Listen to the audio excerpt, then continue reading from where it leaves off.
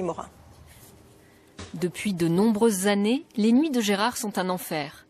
S'il est hospitalisé aujourd'hui, c'est pour déterminer l'origine de ses apnées du sommeil et de ses ronflements. Donc le ronflement, mon épouse me l'a signalé depuis plus de 20 ans, que bon, elle est gênée par les ronflements. Aujourd'hui, elle en est carrément au bout de caisse. C'est sûr que je ronfle énormément. Mes nuits sont toujours très, très mauvaises, puisque le matin quand je me lève, j'ai l'impression de ne pas avoir dormi, j'ai des maux de tête, je suis fatigué en permanence. L'enregistrement de son sommeil a montré que Gérard peut faire jusqu'à 28 apnées d'une durée maximale de 30 secondes par heure.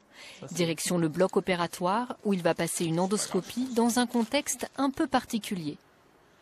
Voilà, donc on va baisser un peu les lumières, on va faire un peu de silence dans la salle comme d'habitude. Légèrement sédaté, le patient s'endort dans des conditions proches de son sommeil habituel. À l'aide d'une petite caméra, le chirurgien va observer son nez, sa gorge et écouter son ronflement. Donc on descend, là on est dans le nez. On voit bien donc la voie aérienne qui a tendance à se fermer, qui commence à se fermer tout doucement. Je suis derrière le voile du palais, qui lui aussi a tendance, vous voyez, il va se fermer d'avant en arrière. Le patient dort maintenant profondément et soudain, son ronflement retentit et le chirurgien observe le mécanisme qui l'accompagne. On voit la vibration et là je passe, vous voyez le voile du palais, je vais descendre l'étage en dessous. Vous voyez la luette qu'on voit très bien qui se colle en arrière, ça va commencer à se fermer. Il y a donc un obstacle à ce niveau-là, un complet, vous voyez, ça se ferme complètement.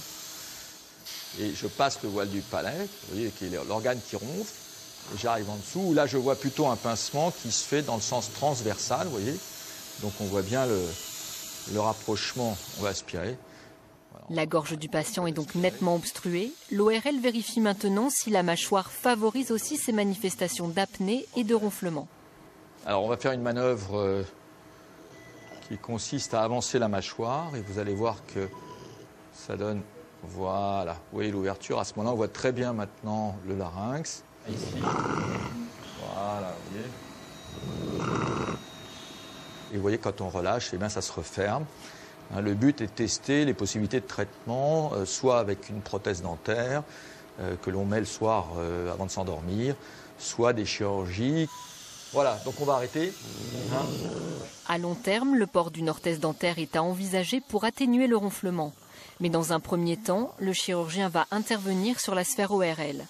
Chez ce patient, on va agir d'une part au niveau du nez, et ensuite on va agir au niveau du voile du palais, puisque c'est le premier étage qui nous semble le plus rétréci au niveau de la gorge.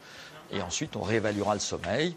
Et surtout, ça va lui permettre d'accéder, si jamais c'est nécessaire, un traitement avec une ventilation avec le masque. Le redressement de la cloison nasale et l'élargissement du voile du palais faciliteront la circulation de l'air lorsque le patient respire dans son sommeil.